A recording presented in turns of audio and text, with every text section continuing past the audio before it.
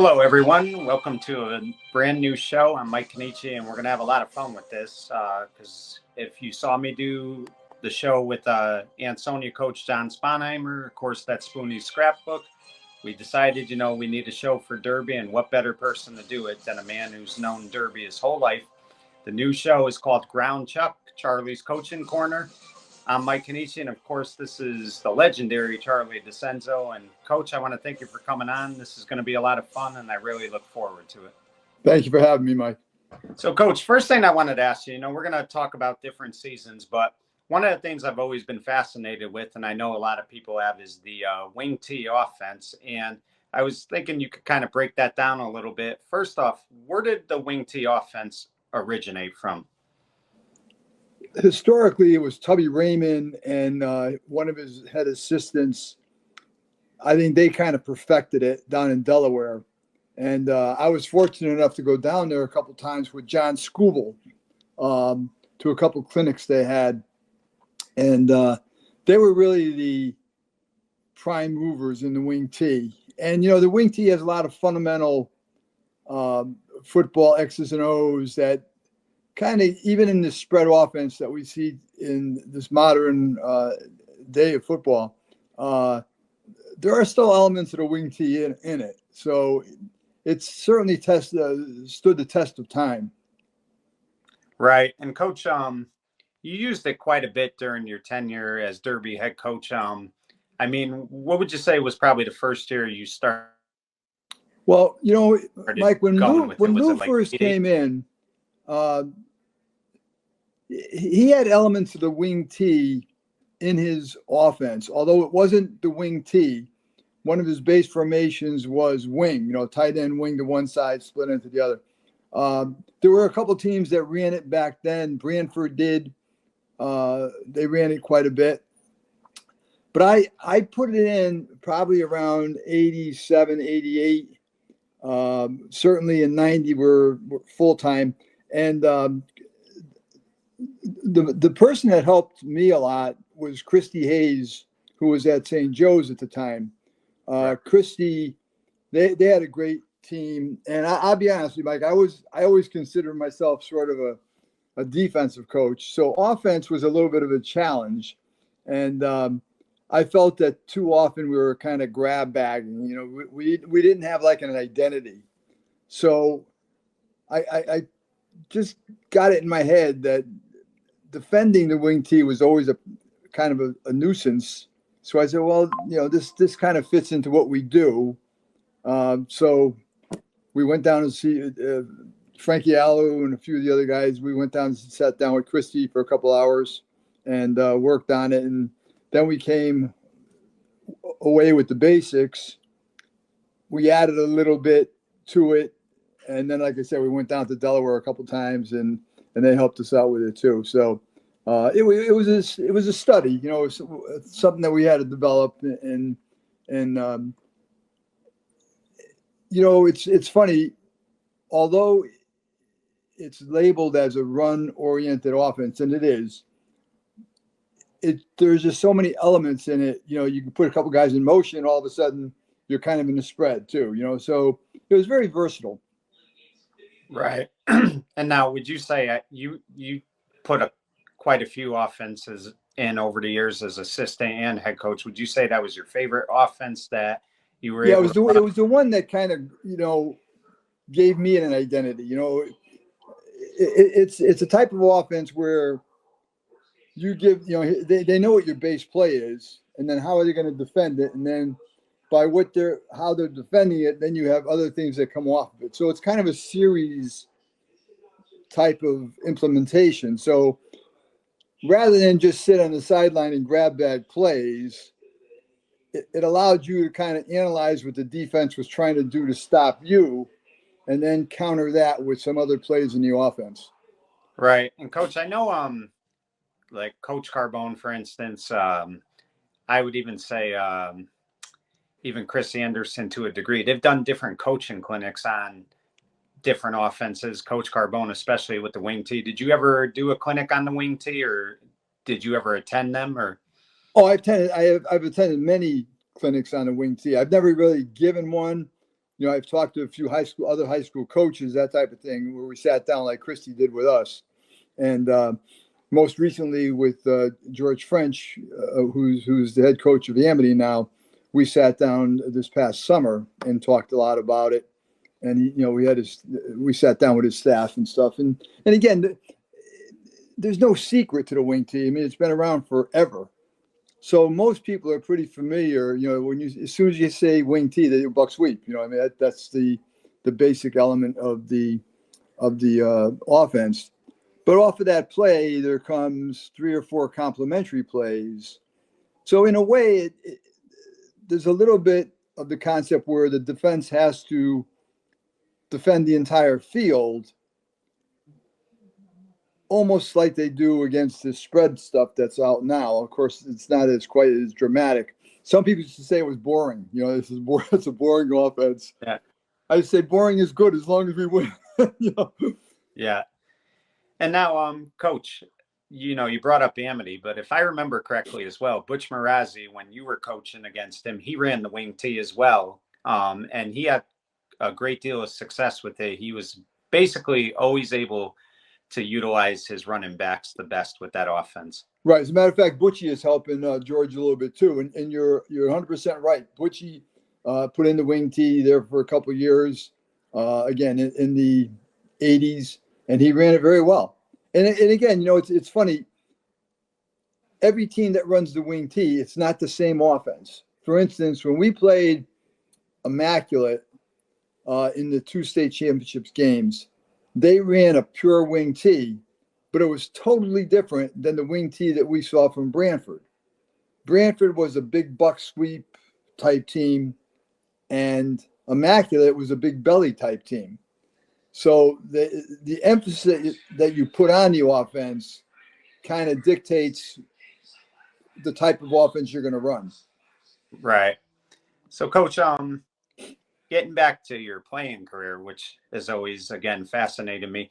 Did they have freshman football when you were a freshman? They did not.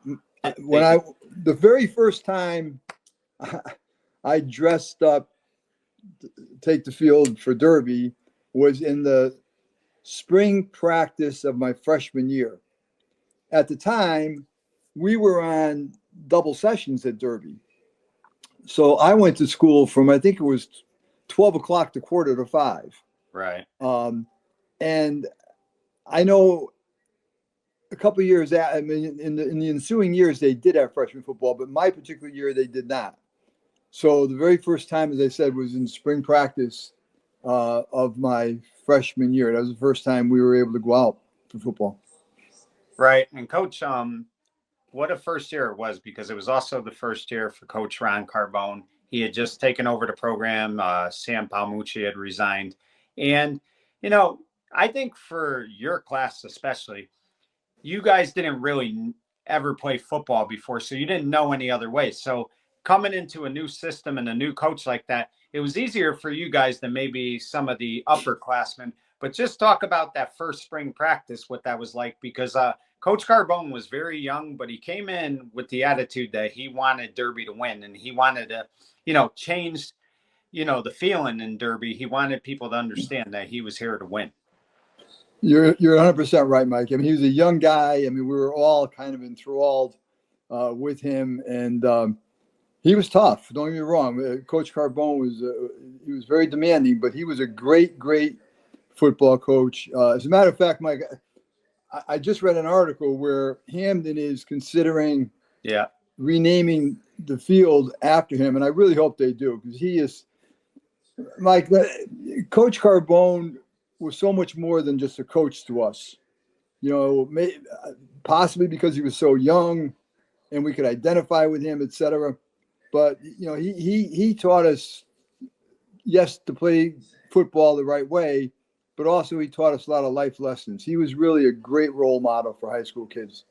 Yeah, he really was. So let me ask you, Coach, the beginning of that sophomore year, there were some growing pains. The team started off 0-5, I believe. But with that said, it seemed like, just from everything I've read and people I've talked to over the years, that especially guys that played for Coach Carbone, the team was getting better week after week. And it was really a game against East Haven where they felt like they were turning the page, because the whole second half, I think they shut East Haven out. Now, they lost the game, but with that said, they really had a good feeling that they were, going to do something special. So just talk about that 62 season a little bit. Yeah, there's no question, Mike. We were so young, first of all. A number, like you said, the transition was difficult for some people, and some people left the team and that type of thing. But we had a small nucleus of seniors that stayed with it. And slowly but surely, we started to understand the game a little bit. Again, I was playing as a sophomore, never having played as a freshman. I mean, that was my first year of high school football, and you're kind of thrown in there, and it took us a while. Slowly, we learned the fundamentals of the game, and we started to get better. And then the pivotal game came, ironically, against Ansonia at Ryan Field, where they had a pretty good team, and we were, as you said, 0-5, and we pulled a big upset. And Bobby Hearn had a great game as a running back. Johnny Mazzanti as the quarterback, and we started to build from there. And we were fortunate enough to win out the rest of the game. So we wound up 4-5, which isn't a great record, but you could see that the foundations were starting to be laid for what came after. Right. And Coach, interestingly enough, nowadays there's a ton of coaches on the staff for different programs. Even when you coached, you had quite a few coaches. But back then it was just, I believe, 3 of them. It was Coach Carbone, Coach McAllister, and Coach Scuba, correct? Right.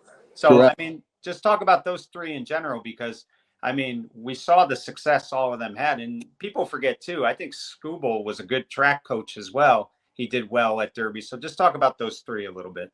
Yeah, I mean, I've always said, look at the influence on me by the coaches that I played for, those 3, and then, of course, Coach Defillippo and Frankie Alou, et cetera, later on. But Coach Carbone, Coach McAllister, and Coach Scooble, in their own right, every one of them, just phenomenal coach, person, role model.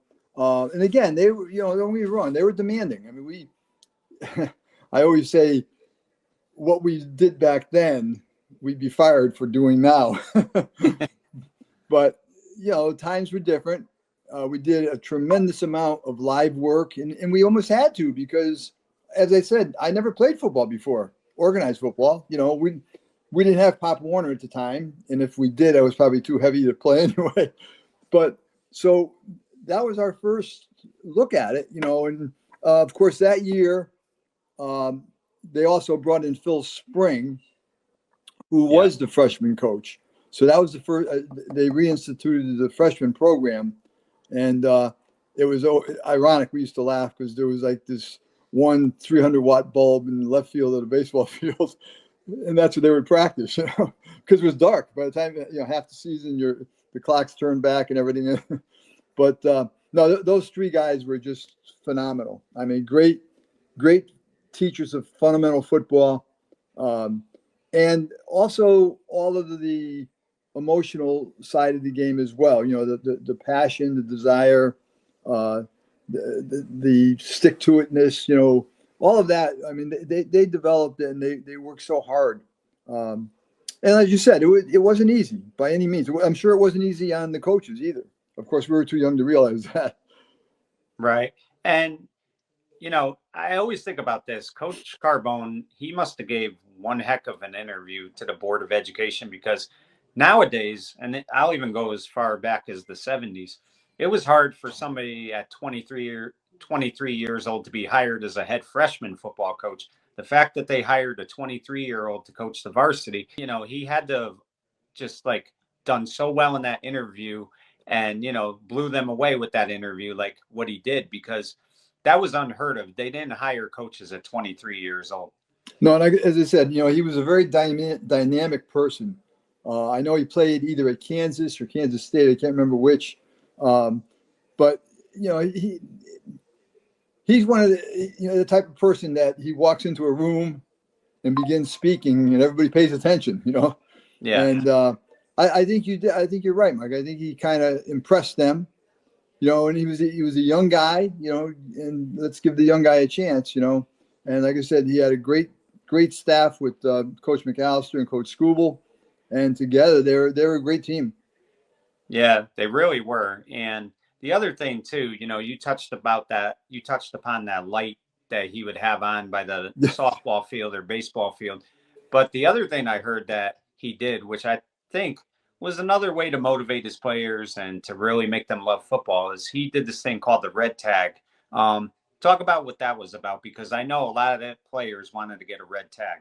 Yeah, the coach had almost like a big board outside the coach's office, and it was like the depth chart, if you will, and everybody's number was up there. Like if you were the starting right tackle, your 72 would be up there, and the starting tight end would be 85.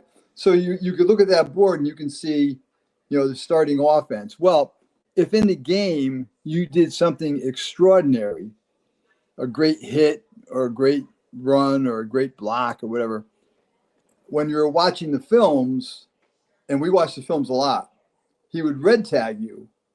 So the next day you'd come into the clubhouse, and where your tag was, it was no longer white, it was red.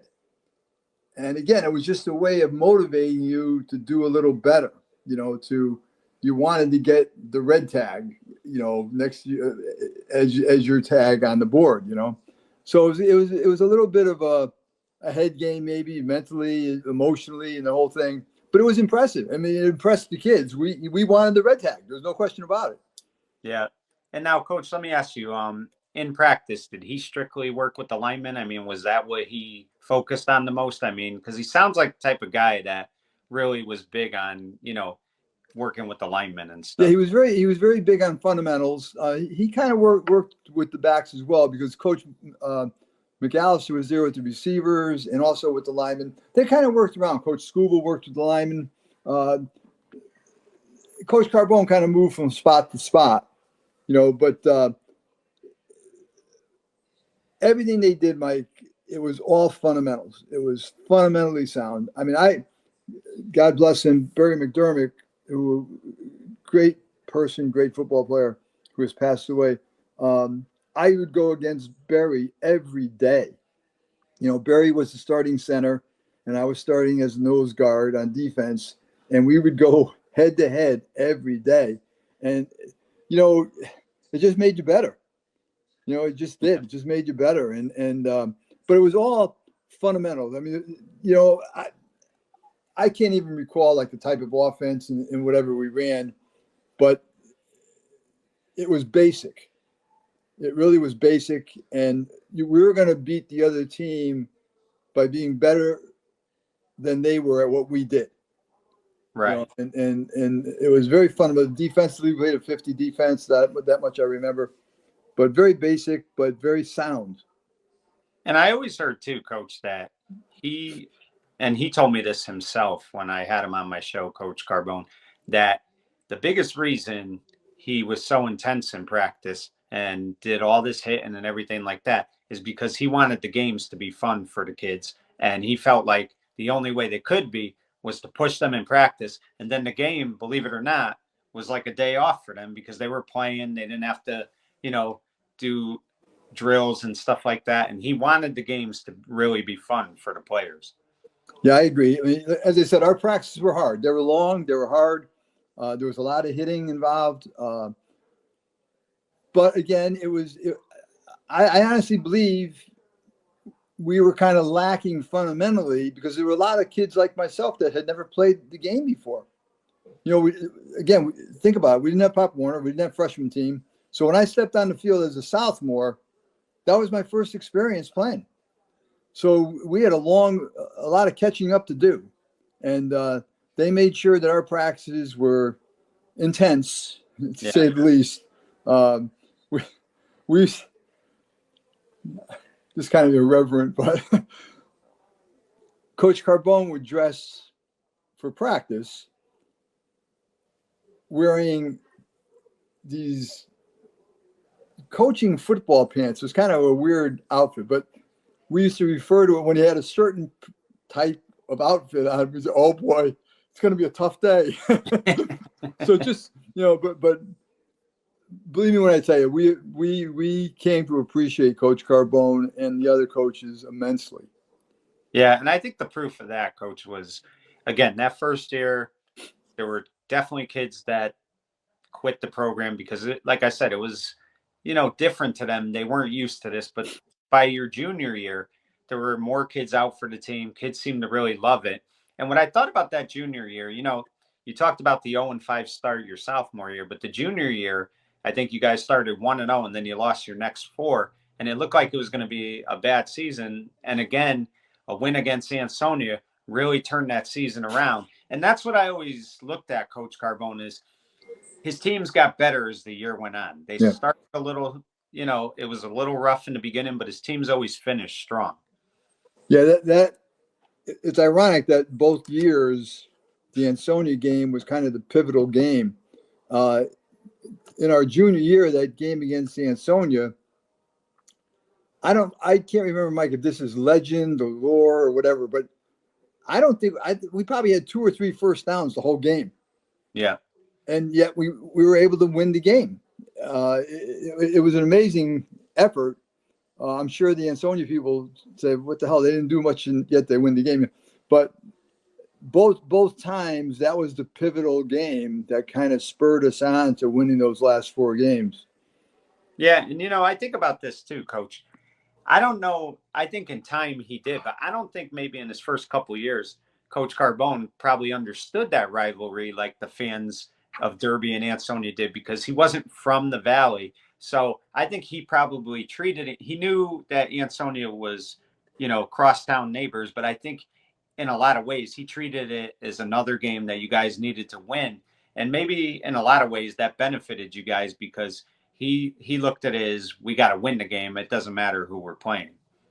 Yeah, I mean, again, back then, Mike, the Ansonia game was kind of a game that stopped the entire Valley. People, Danny Tinty used to always have that little cartoon that he would draw on Friday night in the Sentinel, where it would be a look down Ansonia's Main Street, and no one would be on the sidewalks, and the headline would be everybody's at the game, But that was the way back then. It was such an intense rivalry.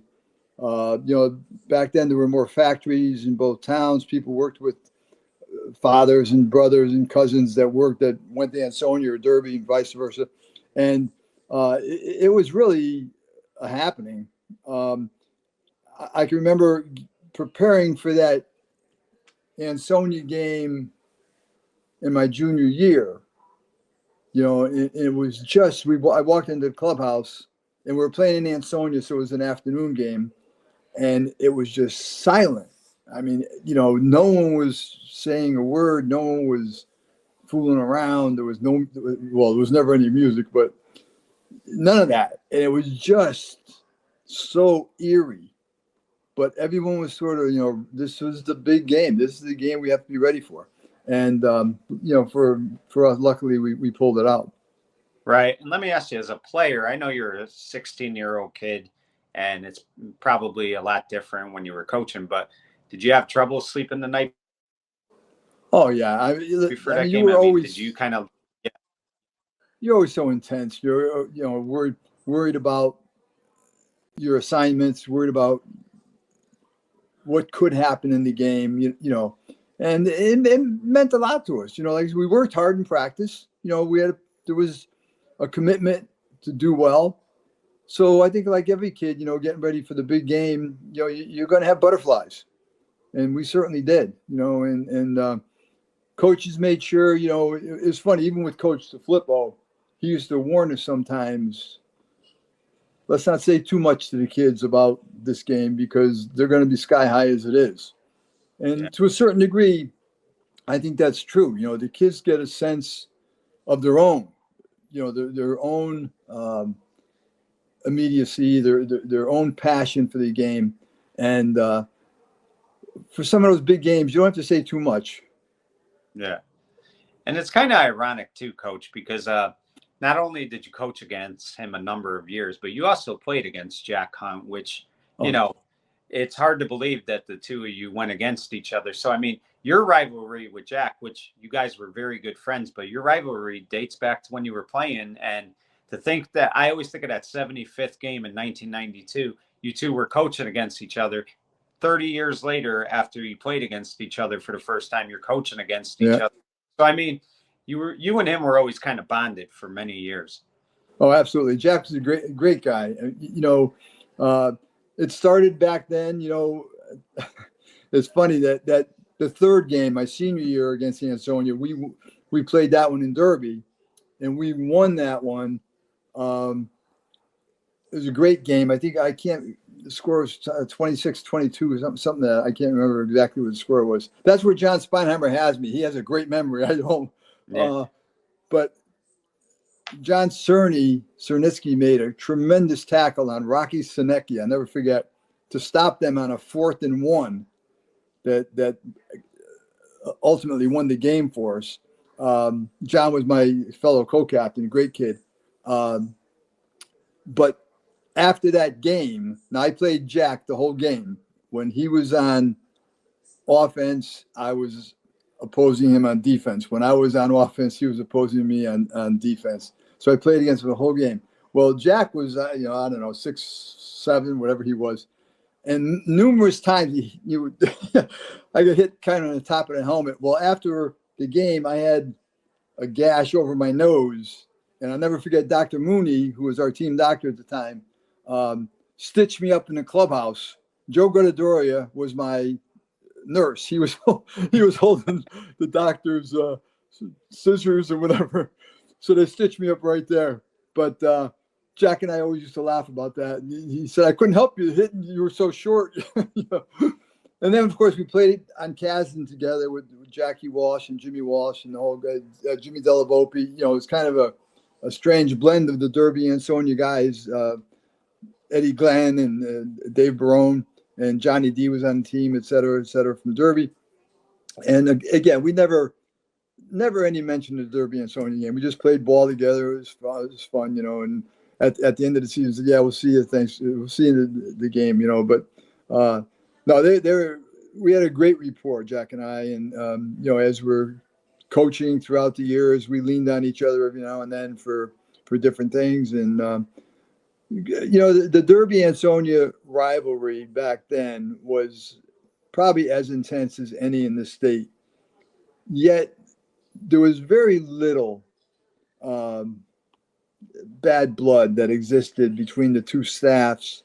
Some of the kids, we had to be careful as time went on. I remember in 1990, we had to kind of sit on our kids a little bit, because then you got to the point where the kids were far more mobile than they were when I was playing. So there was the McDonald's, there was Duchess, and the kids would congregate, and you have the different issues there. But we kind of put an end to that. But the rivalry itself was as good a rivalry as you can get in high school football. Yeah, and when you watch those old films, and I talk about 62, I mean, Ryan Field was packed that day.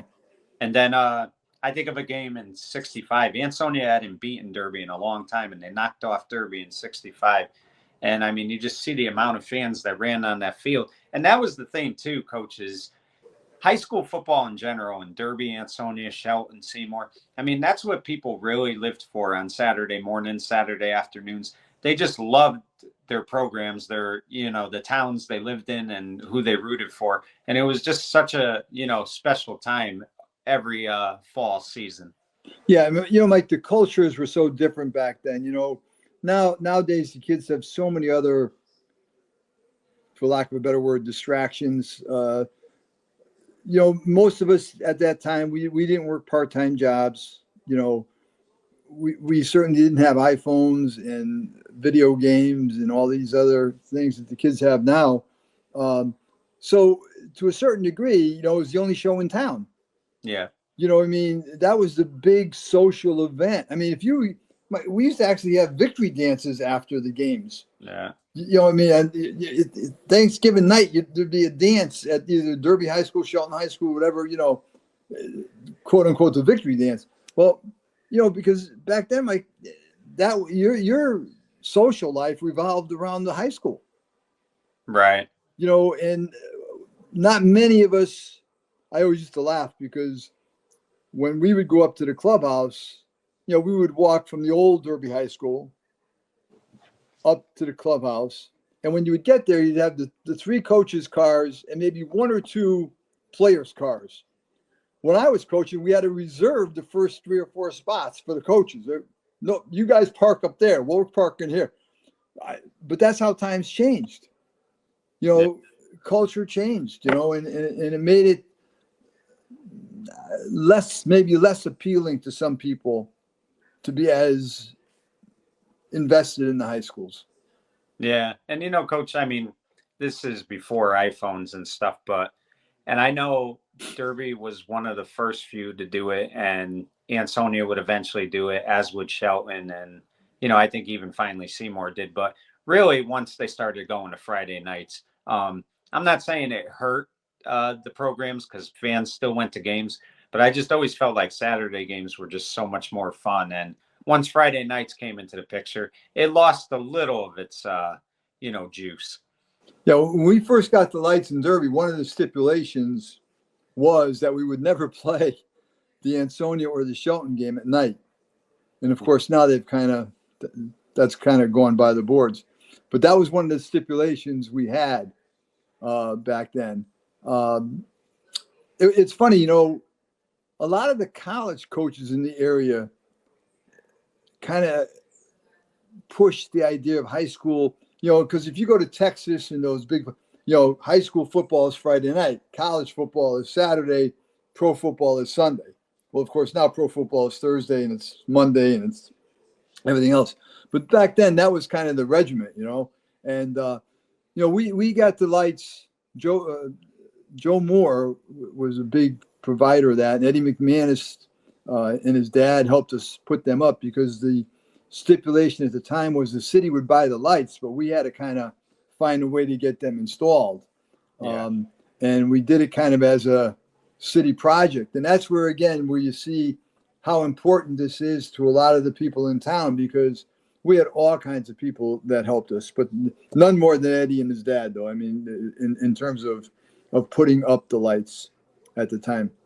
Right. And it's funny, too. I know Seymour people used to say they wanted to play Derby on Saturdays because Derby had not lost for so many years on with the lights on Friday nights.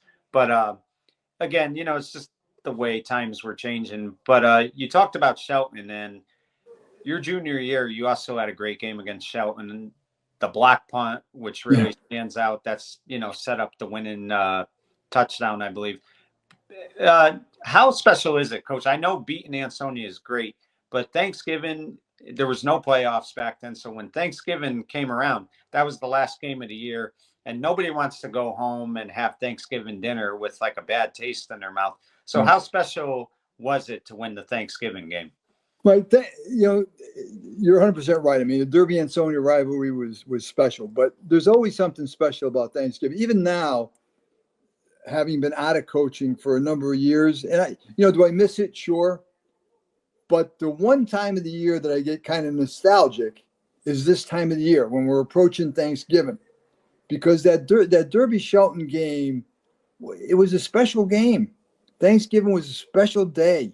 They used to have the, oh goodness, I'm thinking Knights of Columbus, but that's not right. Anyway, they used to have a luncheon. The Rotary, yeah. Rotary, thank you. They used to have a luncheon where the seniors of both teams would come and the cheerleaders would come to lunch, and a couple of guest speakers. It was very nice, but it was like almost like the pageantry. Then they had a big breakfast in the morning, but it was just, it's part of like what makes up college football now. That the glamour of the game and everything else. It was just a wonderful time, but Thanksgiving Day was a special game. It really was. And it's hard when people start talking about eliminating. And I'll tell you the truth, it was extremely hard to consider losing that game, Derby Shelton game, But of course, I think in the end it was the right thing to do, simply because the programs have kind of gone and the schools have gone in different directions. I mean, it's not fair to put kids into a game where they have no chance of winning, So, but you're 100% right. That Thanksgiving Day game was very, very special. And I hope the Derby Oxford rivalry now picks up where that left off. Yeah, and I think the thing about the Thanksgiving game too, Coach, that is really special and it's important is this is it for the seniors, of the cheerleaders, of the football players, the band, at one time there was Derbyettes, things like that. And it's really like all that, when you show up on August 19th for that first day of conditioning and you're doing double sessions back then, or even sometimes triple sessions, really the Thanksgiving game to me always felt like it was for those seniors to kind of have their moment where this is goodbye for them. And you always could see the coaches, they kind of treated that game different with their team. They really didn't, there's always an urgency to win, but at the same time, they didn't want to let those seniors down. They wanted to win that game for those seniors, and they wanted the seniors to know that, listen, we appreciate what you did in your 4 years here. This game is for you today. Yeah, no, you're 100% right. Mike, I think you're on the team. Ronnie Leno,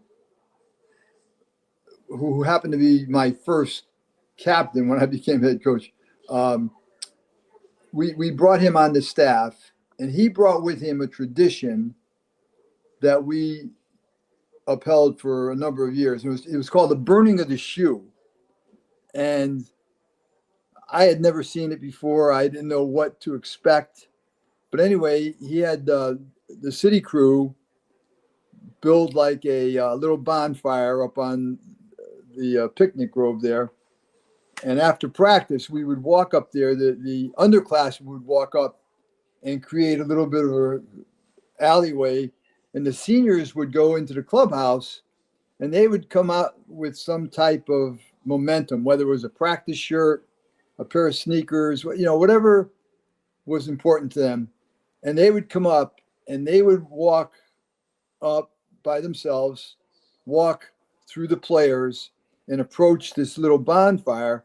And they would have a little say, for 2 minutes, they would talk about what Derby football meant to them. Yeah. And they would throw their article into the fire. And, in the end, all the seniors would go, Mike, I've never seen anything so emotional in my life. It is emotional. I mean, it was, tears running down your face. I mean, it was that emotional, and it meant so much to the kids. It really did. So, yeah, Thanksgiving Day was an important game for those kids. And it was a rite of passage, if you will. But again, as you're saying, the underclassmen are there saying goodbye to them. Good luck in the future. After this, it's it. For most of those kids, for 99% of those kids, they weren't going to pad up anymore. Football was over. It meant a lot. Right. And Coach, before we go, what, as a senior for you, when it was finally over, I mean, it had to be bittersweet. I mean, you were moving on and you were going to go to college, and we saw what you did there. But I mean, there had to be, I'm sure you had like a lot of withdrawal that first year out of high school, because you were a part of that program. You loved Coach Carbone and his staff and your teammates. So what was that like for you when it was finally over?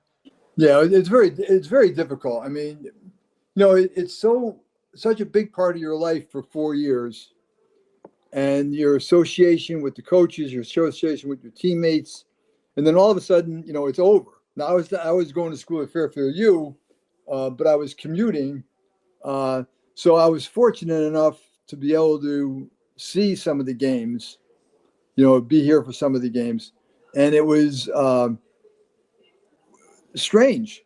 I mean, you would sit in the stands, and your stomach would be churning, but you could never release it by getting that first hit. You were just a spectator, And I was very fortunate, you know, because after my freshman year, I think Fran Cirillo and Mr. Santor and a few other people started the Pop Warner program. Yeah. So I was able to kind of, and Fran asked me if I would come and coach because he knew I was home in the evenings and stuff. So I got involved that way, which took a little bit of the sting away. Yeah.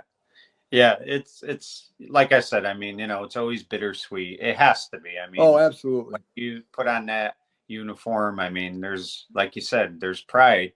So it's always hard, but you know, There's really like a loss, Mike. You really feel like you've lost something, you know.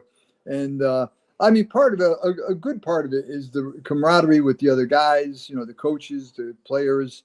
You know, it's the same thing when you're coaching. You know, when the season is over, you would think there'd be this euphoric moment, but there's not. There's almost like a little bit of a depression.